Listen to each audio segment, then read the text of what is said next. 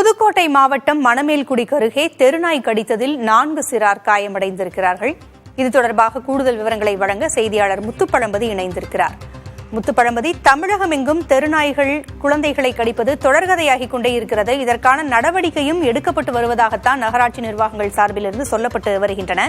அங்கு என்ன நடந்தது? 4 சிறுவர்களின் நிலை என்ன தற்பொழுது?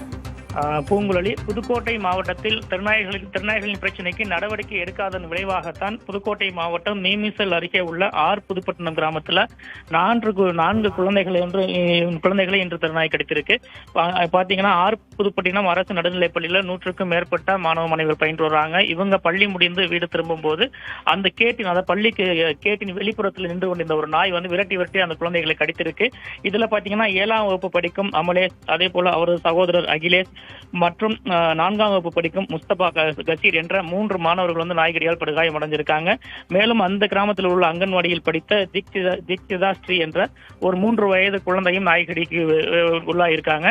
உடனடியாக அந்த பகுதி மக்கள் அங்குள்ள ஆரம்ப சுகாதார நிலையத்தில் அந்த குழந்தைகளுக்கு சிகிச்சை அளித்து தற்போது மேல் சிகிச்சைக்காக அந்த 3 மாணவர்களை அறந்தாங்கி அரசு மருத்துவமனையில் அனுமதிச்சிருக்காங்க. அந்த ஒரு குழந்தைக்கு அந்த பகுதியில் உள்ள மருத்துவமனையிலே சிகிச்சை அளித்து வர்றாங்க. இந்த சம்பவம் ஒட்டுமொத்தமாக பெற்றோர்கள் மத்தியிலும் மாணவர்கள் மத்தியிலும் பெரும் அதிர்ச்சியையும் அச்சத்தையும் ஏற்படுத்தி இருக்கு.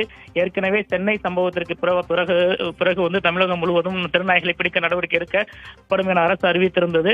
ஆனால் புதுக்கோட்டை மாவட்டத்தின் பல்வேறு பகுதிகளிலும் தொடர்ந்து திருநாய்களின் தொல்லை அதிகமாக உள்ள சூழலில் அதனை பிடிக்க வேண்டும் என பொதுமக்கள் கோரிக்கை விடுத்து வந்திருந்தாங்க. இந்நிலையில் தான் புதுப்பட்டினம் கிராமத்தில் இன்று இந்த 4 குழந்தைகளை நாய் கடித்த சம்பவம் ஒரு பெரும் அச்சத்தையும் அதிர்வலையும் ஏற்படுத்தி இருக்கு.